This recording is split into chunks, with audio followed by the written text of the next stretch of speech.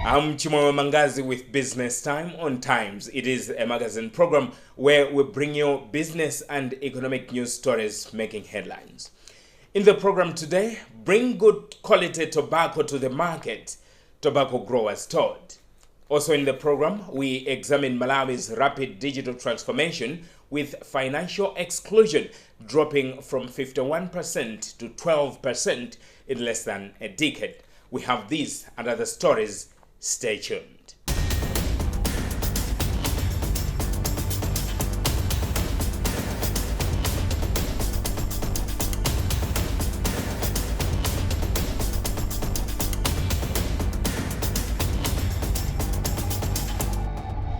Hello and welcome. Minister of Agriculture Sam Kawale took a swipe at tobacco farmers in Limbe during the opening of the market on Monday, describing acts of disrupting sales as barbaric and a desperate attempt to gain fame. This followed a sale disruption early on the day when one of the farmers lashed out at stakeholders involved during the sale offer for offering $1.15 per kilogram for his bale of tobacco. This is what Kawale said after opening the market. On the part of the growers, we have seen different types of tobacco that has come on the market.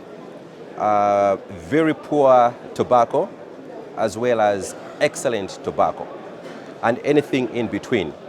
Now, we as a Minister of Agriculture, first of all, we are extremely disappointed with the bad tobacco, and we are overjoyed over the moon with the good tobacco that we have seen. Every year, we do take our time to educate our farmers on how to grow, how to grade, how to put things in the bale, and how to bring everything on the market so that they can get good prices. Now, our policy remains unchanged. Good tobacco will be rewarded, bad tobacco will be rejected, and there's nothing in between. So we're very happy to see a lot of farmers who have brought good tobacco. We'll continue to reward them for the good tobacco. For the bad tobacco, we're going to completely reject it and return it so that we can keep the integrity of the tobacco market. We are also aware that not everyone who comes here is a genuine tobacco farmer. We also have middlemen. And usually these are the ones who speak the loudest because they have no idea of how the grade is supposed to be done, or they intentionally do that to influence prices on the market. So as a Ministry of Agriculture, we are smarter than them, and we are not going to tolerate any kind of cheating on the auction floors. That message has to go to everyone who wants to bring chaos on the market. And Abia Okalimabanda is president of the Tobacco Association of Malawi, Tama. On the prices, I'm impressed because all grades, all minimum prices on grades have been bought at a higher price, not direct to the minimum. So with that, I'm impressed. What we have to do is to take that particular grower to go to his or her particular bale and tell you the grade of that bale and tell you the price being offered and compare to the same grade, same price last season, which one is higher than the other. So I think from there you can take a good response. We continually feel the demand for several reasons. First reason may be weather. Weather is also contributing a little something that translated to not meeting the customer demand. Secondly, it's price, because if growers are offered good price, it means many farmers will come to join the other farmers in the industry to produce tobacco. So there are two things which are making us to fail to meet the customer demands. And Limban Kakome is JTI Leaf Malawi Director, Corporate Affairs and Communications. What I would say is that quality speaks for itself. The prices that you've seen of the $3.25 is commensurate with the quality that we saw. It's the highest price we've paid, and that grade is priced at around $2.75. It means we've paid about a 50-cent premium on that price, on that grade. And that speaks to what the quality was on that bale and many of the other bales that you've seen. The complaint that we are not competitive versus the auction, I think, is unfounded because the qualities that we have and the qualities that I've seen on the auctions are totally different. What I've seen is that we are paying a premium, and the premium is not because we just want to pay a high premium. It's because the quality that we have received from our JTI growers is of a very high quality. From what I've seen today here in Limbi, it's actually very encouraging. Normally, the trend was that Limbi used to give us much of the lower quality. But this year, what I've seen today is very impressive, and I believe this trend will hold. Why I believe this trend will hold is that we've been visiting the farmers since day one, from contracting to seed beds all the way to curing. And our technicians that work together with the growers in terms of agronomy extension have been reassuring us of their visitation that the growers are following the agronomy practices that we've been working together with them. Firstly, I would say we have quite a robust crop security program that we do work with our growers. The biggest security that you can give a grower is the relationship, the quality of your relationship with the grower. It's beyond tobacco. It's about making sure the grower and ourselves understand each other in terms of what is the expectation of the contract. Beyond that, then we have a robust price strategy. We make sure that our growers are getting a very good return. And then all other things that have to come into the livelihood of a grower, we do support them with maize inputs, we do support them with relief maize at some point, etc. A lot of programs that we are running. We haven't really observed a direct flow of tobacco from our growers to outside countries, but it's a general problem in the market, is that some of the tobacco could be trickling through our borders. And we've been in conversation with government around that. In terms of pricing across borders, I know for sure, like last year, our average price here in Malawi was higher than in Zambia. The long-awaited Malawi-Mozambique Interconnector project now faces its third implementation deadline, with officials announcing September 2025 as the new target date. This is coming after the project missed previous deadlines in December 2023 and October 2024. More in this report. The announcement came out during an inspection visit by a delegation from the Southern Africa Power Pool and a delegation from Mozambique and Zimbabwe Electricity Supply Authority on Thursday. It has also transpired that Malawi will initially receive 50 megawatts through the interconnector, which is less than half of the 120 megawatts originally planned when the project was conceived. ESCOM System and Market Operations Manager Mike Kaenda says the project is 70% complete.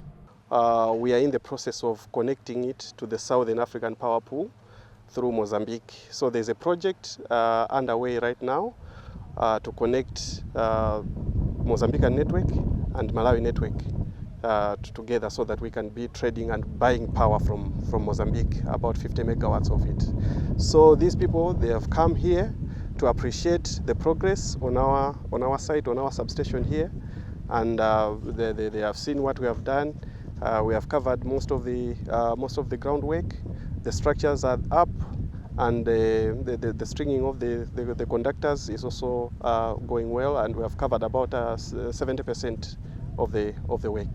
So basically, these people, they include people from the EDM, which is a utility, electricity utility in Mozambique. Then we have HCB, which is a generator in Mozambique, where actually the power which we'll be coming from.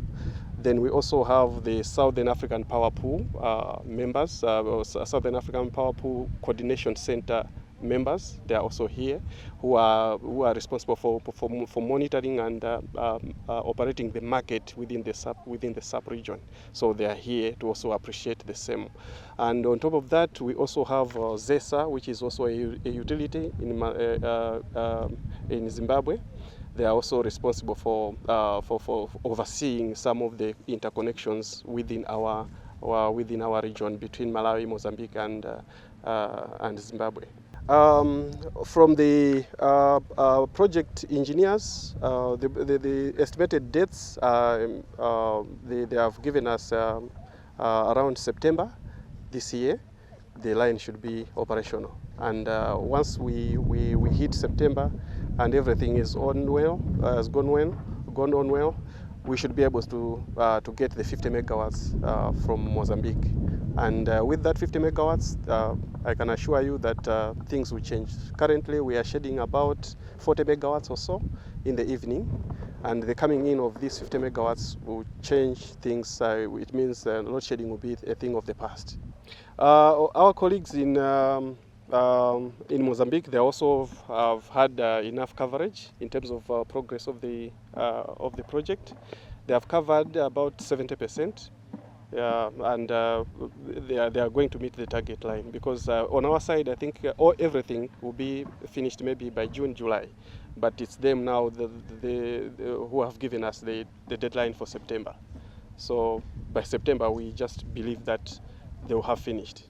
The Malawi-Mozambique Interconnector project involves construction of a 218-kilometer, 400 kilovolts high-voltage power transmission line, which starts from Matambo in Mozambique to Pombeya Power Substation in Balaka. Let's now turn to ICT. And today we examine Malawi's rapid digital transformation, with financial exclusion dropping from 51% to just 12% in less than a decade. Are we moving in the right direction? Benedetta Chuandamia attempts the question as she speaks to ICT Association of Malawi President Clarence Gama about the opportunities and challenges in our evolving tech landscape. First of all, we have seen the world is moving, and when we talk of technology and ICT, there are a lot of many progress happening. But looking at the Malawi industry, first of all, I just want to hear from you. How has the sector evolved, especially when you are looking at the part of financial technology, companies, businesses trying to integrate technology and ICT solutions? Yeah, thank you. Yeah, I think technology follows where, in this case, financial inclusion goes. And what is evident is that there's been quite an increase in financial inclusion in the country. And with that, well, one, technology has played a role in increasing that inclusion, but also technology has itself, the technology uptake has increased. I was privy to be part of the team that started Airtel Money back then. Oh. And I remember the worries we used to have. So, when we were reporting the progress that was being made in uptake at the time. Mm-hmm. But today, it's gone up. Look at Mpamba. It has transformed the way business is being done. And not just and this is, we're talking about an ordinary Malawian. So this is technology being able to help inclusion, financial inclusion in Malawi. So the issue of mobile money is just one case, mm-hmm. But there are really quite a lot. Yeah, that's where I was getting to say, I think when we are talking more of technology, or specifically financial technology and issues of inclusion, more people just think about mobile money transactions, Airtel, TNM, for example. But what other emerging solutions or innovations are there, aside from these obvious that we are more, I can say, a bit conversant with? Mm-hmm. Mm-hmm. So remember that in Malawi, impact is best measured when it touches the rural, which are the masses. Mm-hmm. And that's why I was talking about mobile money. But if you come to the urban areas, I'm aware that, for example, there was a time people were very much insisting on only transacting on the ATM that is of their bank. Mm-hmm. But today, with the national switch, it has made it much easier for people to transact on whichever ATM. We're also seeing new innovations that are allowing, let me be specific, the bank wallets. Mm-hmm. Now, with your bank account, you also have a wallet, and in that wallet you put money. You are able to send to people even without a bank account. That's another a good innovation that we are seeing especially here in the urban. I'm aware NBS Bank launched another product, I think a week or so ago, mm-hmm. that is able to facilitate payments. So even when you're buying things online, you are now able to pay clearly with your Visa card. So these are all involvements that have that have come towards we could say are contributing to financial inclusion and uptake in the country. Now, talking of financial uptake and financial inclusion, we know that a survey that was done by FinScope also showcased that our financial inclusion, the numbers had gone down from around 50% in 2014 to around 12% in 2023. But with what you were saying, you just explained to say the innovations that are there, both from the banks and even mobile money transactions. Do you feel we have made strides? Have we made some strides from the 12%? If we are to do another survey, do you think we could be somewhere up there? Are we making some progress somehow? I think if we were to do another survey, there's going to be a very big jump. I think the progress has been good.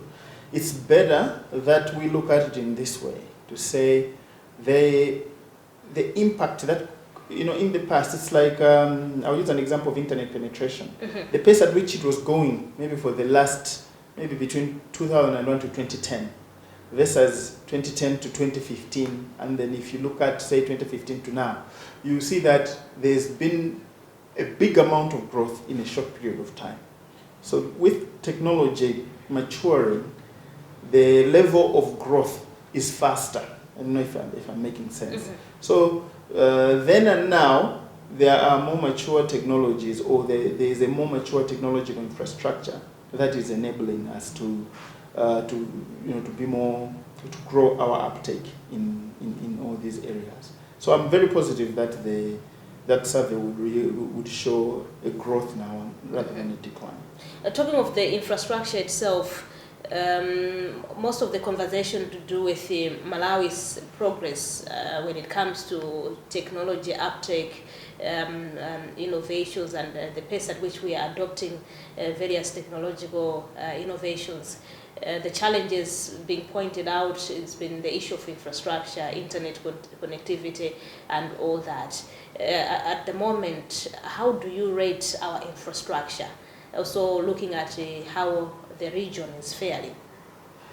I think the conversation around infrastructure in Malawi, and I'll be very specific, let's start with this, to say, as a government, as a nation, we need reliable data centers, which are at the core of seamless service. And that is still work in progress. I think Malawi, we still haven't set up enough or reliable data centers that would then host these big systems, if we call it that. And I know Malawi government has, there's one here in Blantyre, and there's one being set up now in the Lilongwe, which is, I think, almost in its completion phases. But the second part about infrastructure is the network infrastructure, as you said. The network infrastructure, while there's been some progress, we can do better. I think we've really been rescued by the Starlink internet that is challenging any fiber connectivity out there. Starlink is saying, regardless of where you are, you could take it to your village and you set up a Starlink router and you'll be up and running. So that's a whole new level of access that we are providing, or that we could provide to Malawians. So we have that solution. I think we need to embrace it. Secondly, our local companies have done a good job in putting fiber across the country, which means that ideally, the distance it's going to take us to put in place access to internet, even in the very most remote area, is much better now than it was before. In fact, you have more options now than you had before. So it's how we make it more affordable. It's how we make it more available to the people in the rural areas. But I think we've matured, or maybe not to the fullest, but we now have options in terms of setting up internet connectivity to many areas in the country. Touching on the data centers that you mentioned, I'm curious, what does it take, or what would it take for Malawi to be up there? Said yes, it's a work in progress, but maybe we need to up the pace that we are moving. So what would it take for us to be there, to have such infrastructures in place? Speed, I think. It's not as if these ideas are not there or these projects are not there. They're just not ending. Mm-hmm. I think we need to start something and finish it. I'll give a good example. The Huawei data center that's here in Blantyre.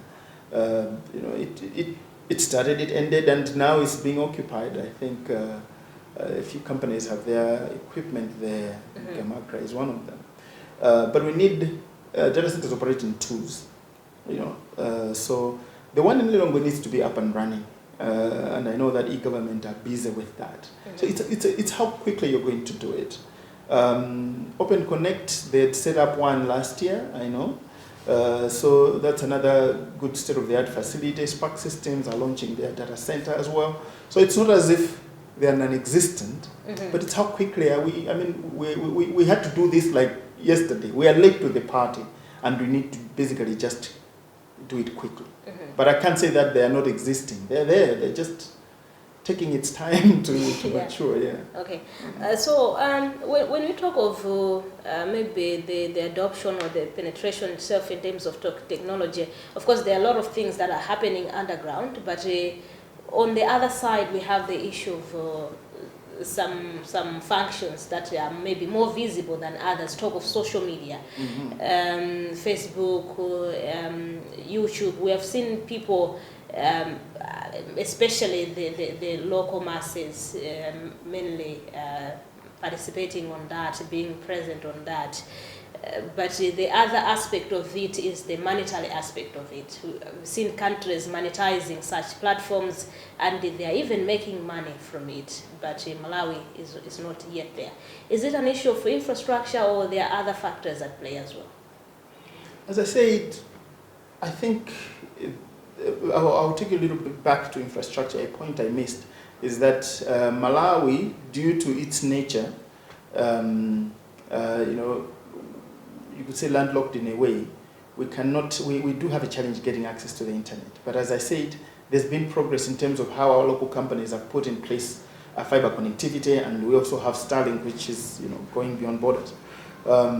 So the issue of internet as a reason, I think it's something that is just an affordability issue, but less than an infrastructure issue, or perhaps a pricing issue, which needs to be addressed. Internet must be affordable. Our internet service providers need to government needs to find a way where internet service providers can make it more available to more people at a reasonable price. Secondly, I think that there are other factors at play. It could be international laws. It could also be just the average usage per user in Malawi. How many really are using YouTube? How many really are using Facebook? All these numbers from a local perspective may look big. They may not be attractive enough to Meta and to Google to allow us or to activate that feature for us. So the thirdly could be an issue of education. Do people understand whether, how to do this? Do people understand that they can make content, and with that content they can be paid?